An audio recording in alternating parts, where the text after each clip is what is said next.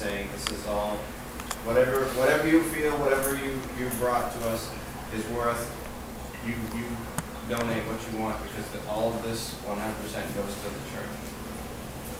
And we were reaching to the community. We were also doing a lot of community building, fellowship of believers, bringing us together for a common goal. We all have that common goal, furthering the kingdom of God.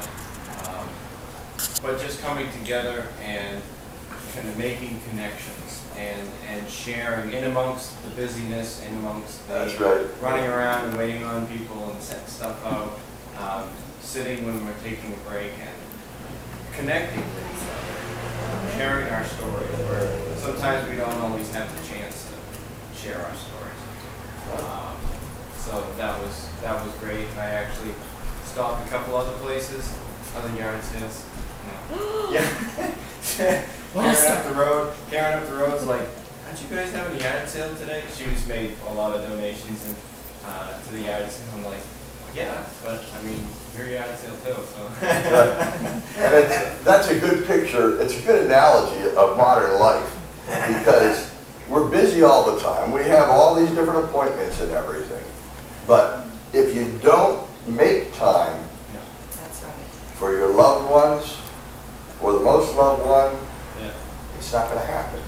And it's nobody's business when you schedule those things. You know, if you need to schedule time with your mate, time with your family, time with close friends, nobody needs to know why. This is something that I've set aside for. And it's the same in life, and it's the same in our Christian life. If we don't make some time to reach out into the community, how are they to know?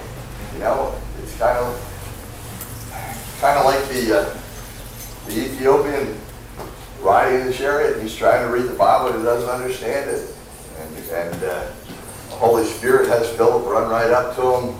And, you know, I have to, you know, how can I know if someone doesn't explain it to me? And so God has us run up to a lot of chariots, and we're to explain those things. We're to share our love. And, you know, it just, if you allow Jesus to guide all this, it just goes right. If you stay centered on Jesus, you stay centered on your family, your physical family, you know, the church family, it'll work. And that's wonderful. Yeah. That's wonderful. At that yard sale, there was another man that was standing there. I introduced myself. And he goes, oh, I used to go to that church when I moved to Buckford. I'm like, that's right. You're reconnected. That's right. And another man walked up and we were talking. I didn't recognize him at first. I'm like, oh yeah, he's the guy that runs the animal shelter. And he was the one who gave us a huge showload of stuff after they had their sale. So I'm like, yeah, maybe we can get together and coordinate. Okay, after our spring one, we can ship our stuff to you, and then. That's excellent. Yeah, the best advertising is word of mouth. And so if you're out there reaching people and they you know, and they feel good about you and they feel good about the church, they're going to want to come and visit. You know, but if there's bad, you know, you just should never say anything bad about church families, just like you shouldn't talk about your own family, at least not to the general public. You know. At any rate, that's wonderful. And in focusing on reaching out and focusing on each other as a family, what did that result in financially? I'm gonna, before I do my deposit tomorrow, we did 1,300 plus. Okay. You know, and we have a separate amount that was for the food pantry, so I'll be giving that to Joe. That was $20. So that's successful, just getting started, but they asked about it, people asked about it and talked a lot about it. We had, I mean, you know, it was so great because every meeting we could have met, whether we were inside the church, outside of the church, preparing lunches or baking or whatever it was, people responded. And we didn't go without anything either. No, if we were hot, we had water. If we were hungry, people had prepared food for us. You know, our own folks, and that was tremendous. You know, we needed breakfast. we were bringing that along too. It didn't matter, you know, God laid it on our hearts and He provided for us. And all through the day, people would ask, you know, have you got any of this? And we'd send them to the unloaders. That would have been, you know, Daniel and Pastor Lester and Byron and whoever was helping, Jock, JJ over there. You know, they Behind were the camera. Yeah, they were unloading and putting things around, and then we mingle around with them and talk, and people asking questions about the church, and oh, they're open full time now. And it was like, They still don't know yeah, that. they That's still right. don't know that. And I was like, yeah, for a number of years now. Well, we just didn't realize. And Yeah. well, come on over, you know, Right, come to the- check it out and check out the Come and see. website. And yeah. She cards. Yeah, we passed them out, yeah, we put them in books, and Gracie was walking around giving them to people, and they wanted them. They wanted them. They wanted a number, they underlined who they were talking to, so they'd have a point of reference. And I think that's really important. We all need to feel like we know Yes. somebody somewhere, Yep. especially when we're new. And they were tremendous. It was, the whole team was an amazing team effort. It was When great. you open the dictionary, you know, faith comes before finance. Oh, yeah. Always remind that. And I saw an old And that's friend. gospel, Yeah. because He does it in abundance. When you do what He asks you to do, it happens in abundance. And that's wonderful. I saw an old friend I haven't seen in a long time at the yard sale. Okay, good to hear. So at any rate, so the food bank is open. This week, the evening is September 18th to 19th, Tuesday evening, Wednesday evening is Yom Kippur. And John will be talking about that in a little bit. And just to kind of give you an idea why that's important to us, what does that mean to us? And it still is celebrated as the most sacred day in Israel. Even by a lot of the folks over there that are pretty unsure about their religion at this point, you know, it's still, Yom Kippur is very important. The Day of Atonement is very important. We have Wednesday is Celebrate Recovery. Thursday is a Bible study, prayer circles, and lunch.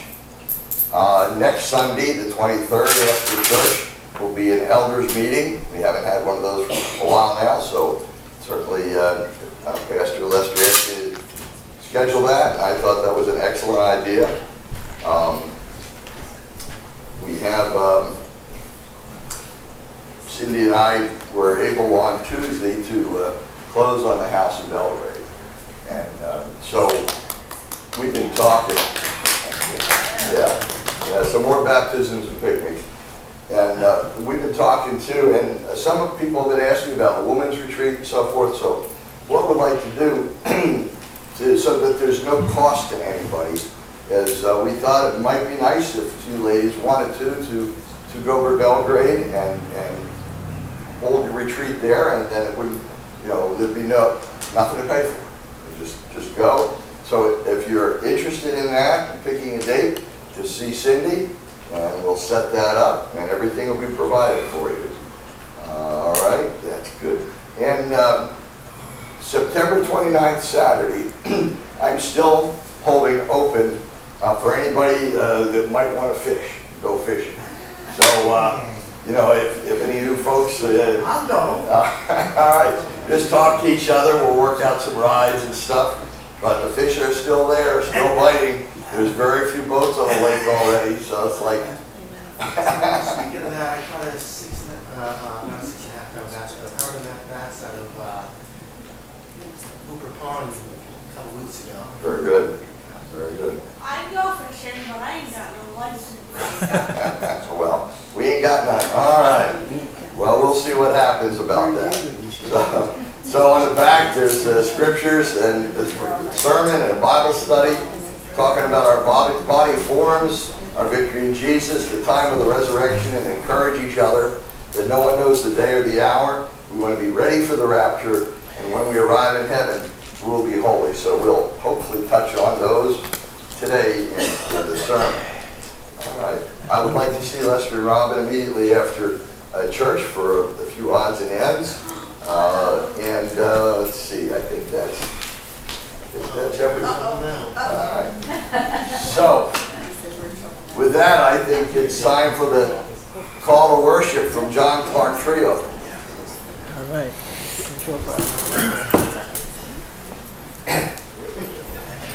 Even the shofars are Trinity. Trio. Trio. 3 in 1. The 3 mouthpieces, yeah. Making a joyful noise. Praise God.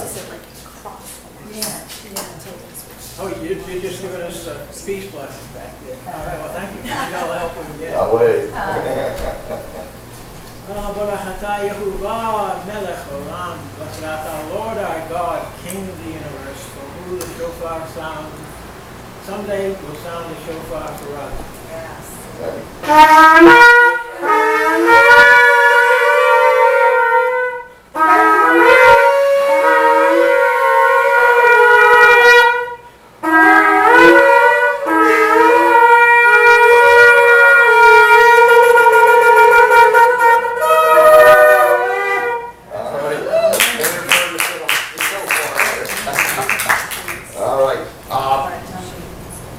John's ministry, he's struggling with the camera that we have, and things get lost and messed up.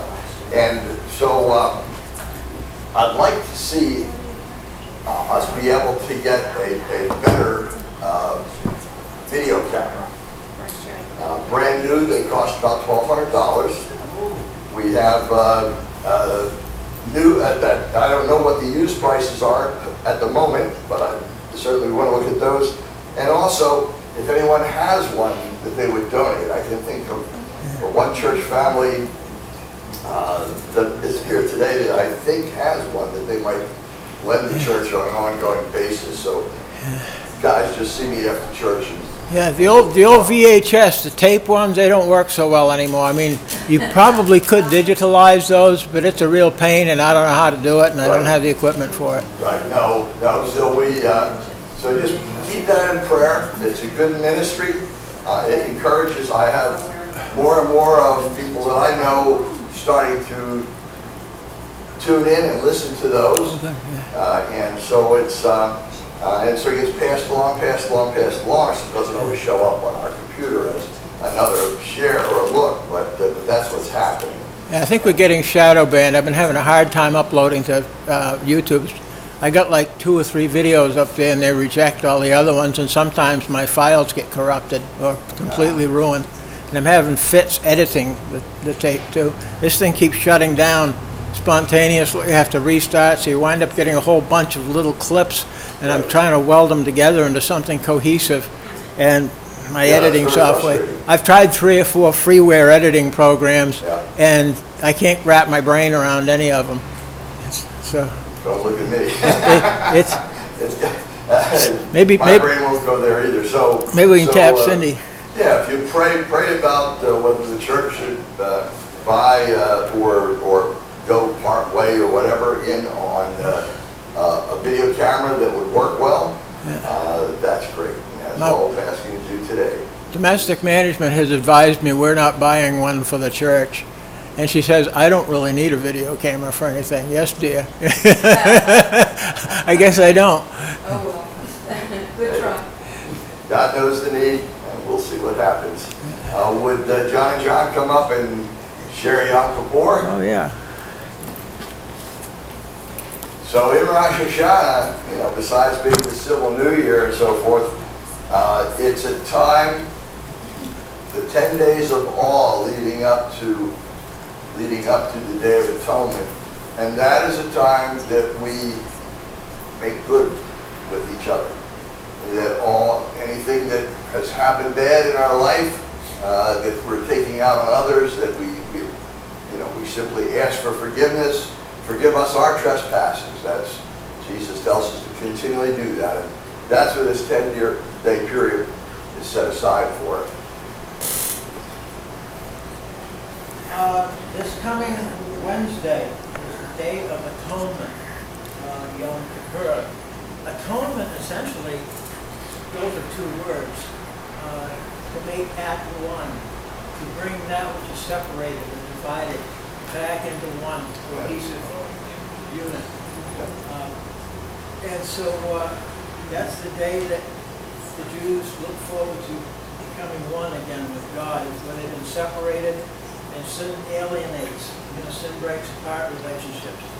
The Day of Atonement is the day when we have one last day. We've had 10 days of order to reflect on our relationship with God and try and clean out anything that inhibits our becoming one with Him again.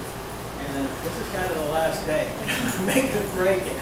The Day of Atonement. You're either going to be at one with God or you're going to be alienated from God. And your name is written in the book of life, or your name is written in the book of death. You know what I mean? The book of death. Okay. God bless you. We don't want to be in that book of death, do we? And so they would do various things to atone for their sins. They'd sacrifice animals. They afflict themselves. A lot of Jews traditionally fast on Yom Kippur. I understand that's what they were reading on affliction. Yeah, to afflict yourself. But some believe that's fasting is afflicting yourself. Some others believe it's more introspective, afflicting, or being aware of our alienation and feeling bad for it. Kind of interesting that they talk about afflicting ourselves when in Isaiah 53, I believe it is, He was afflicted for our transgressions. Yeshua took the affliction of all of us upon Himself. Can we afflict ourselves sufficiently to atone for all our sins? Probably not, but He can. By His blood, we are atoned. We are made back one. Kind of like the old story of the scapegoat. What's the name of the story of the scapegoat? Well, share with us what a scapegoat is all about, besides somebody at work who takes all the blame for everything that goes wrong. Now, speaking of affliction with the Lord, his started on Gethsemane the night before. He was such an agony, asking the three most closest to him to pray with him. And they've just had that big Passover celebration, and they're feeling the same effects that we have after Thanksgiving. How you can keep our eyelids open. 7 cups of wine. Yes, that'll do it to you. That'll do it, yeah. But the last one's the cup of affliction, isn't it? So, what a funny coincidence. Part of the ceremony on the atonement was to take 2 goats, and they would take 2 lots over the 2 goats, and the lucky one would become what they call the scapegoat. But that goat was led to the wilderness and released. Okay, and it's supposed to represent Satan. That at the end, at the beginning of the millennium, he is put in the wilderness for 1,000 years.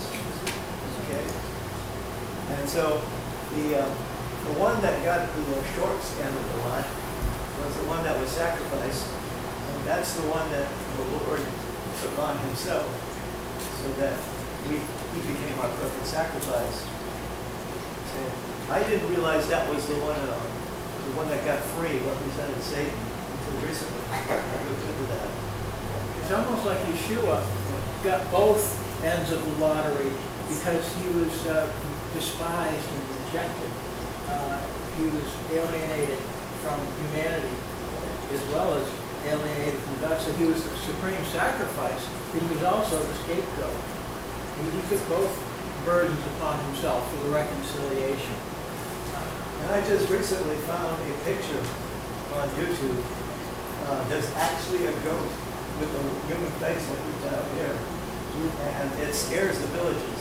They don't even want to look at it.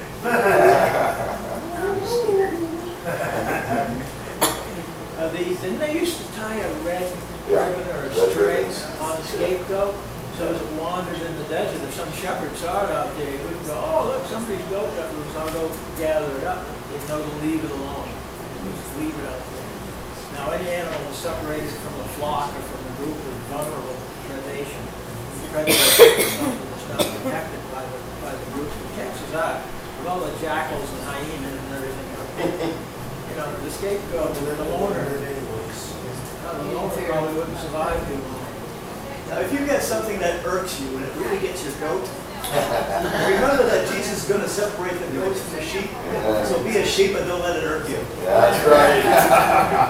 And to, Very good, guys. to this day, some of the, what do they call them, Karatites, a certain Jewish sect, they'll run around with a red string. You might have seen people with a red string around their wrist. I see. I see them. And that's to remind them about the scapegoat. They kind of take them upon themselves the sign of the scapegoat. But interestingly enough, you go to the connection between the Jewish feasts and holidays and the Old Testament and the New Testament and Christ's propitiation for our sins, his atonement, his reconciliation. Reconciliation and atonement seem pretty close in my dictionary. And you will see a lot of references to atonement and reconciliation in the two New Testaments, 2 Corinthians 5:18 and 19. You have to care to look it up. Christ has become our reconciliation. And in Hebrews 2:17, Christ makes way for reconciliation. We are expected to be ministers of reconciliation. We're supposed to bring, as well as the love and the light, we're supposed to facilitate reconciliation among one another and among us and God. So that's one of our duties as Christians.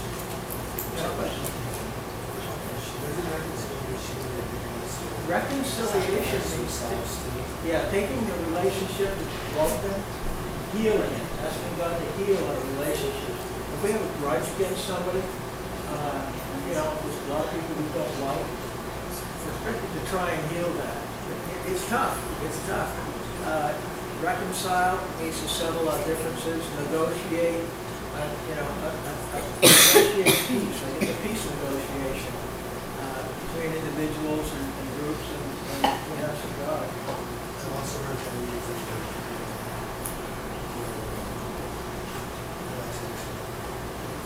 A little hard to hear.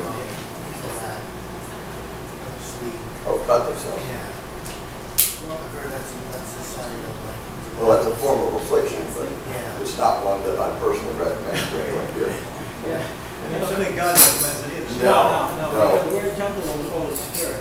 And God doesn't want us to hurt this body because that's what He wants to provide and live. And He wants to work through us in the physical, the moral, and the spiritual. So we have an obligation to maintain and protect and nurture this body, not abuse it. In many ways we abuse it. We have addictions, the form of self-abuse. Some people have, less than healthy eating habits. The form of abuse, some people have psychological, we beat up on ourselves. God doesn't want us abusing His temple. When we receive Christ, we're no longer our own, we become His. So there you go. There's the Day of Atonement coming up on Wednesday the 19th. It just so happens to be the 10th of Tishri, the old lunar calendar. So let's be at one. We don't have to afflict ourselves because Yeshua HaMashiach Pastor, you sacrifice your loved ones with the words. I got nervous, and as soon as he started tying red ribbons on me and said, "Okay, you old goat, we're going for a ride." It's important to know the Old Testament, guys, I'm telling you. Yeah, we got to release you into the wild. I was getting nervous. To remove some of the confusion, the high priest would only be able to go in the Holy of Holies. Yes. Only on this day. That's right. That's the holiest day for them, and that's the only time they can go in the Holy of Holies. And that There it is. They had kind of rope onto their ankle when they went into the Holy of Holies because God's holiness would just zap them. If they had any uncleanness, any unrepentant sins, the Holy Spirit would just, that's it, they had to drag their dead body out by rope. They took that stuff seriously. And here's the part where it gets confusing. The priest does not go in with the goat's blood. He goes in with a bull's blood. And that was the bigger sacrifice. He didn't sacrifice a bull. It's like sacrificing your Lincoln Continentals. Those things don't come cheap. Yes. So Christ is the ultimate Right. sacrifice. If I could add, when you were talking about when Jesus was in the garden, Pastor was talking about that.